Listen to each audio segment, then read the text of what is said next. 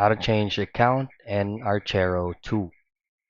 So if you open up and access Archero 2 direct application from Google Play Store, you won't be able to find a direct settings on changing or transferring an account directly from the game.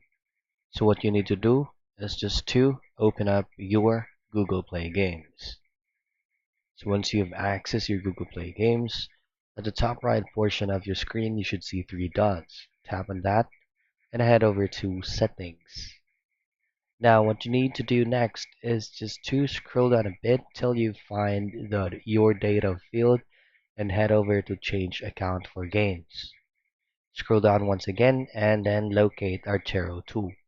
Beside that, just simply tap on Change, and this is where you can sign out to the current account where Archero 2 is currently logged in and would like to change into another account. So this is the field that you need to do for you to be able to change your account.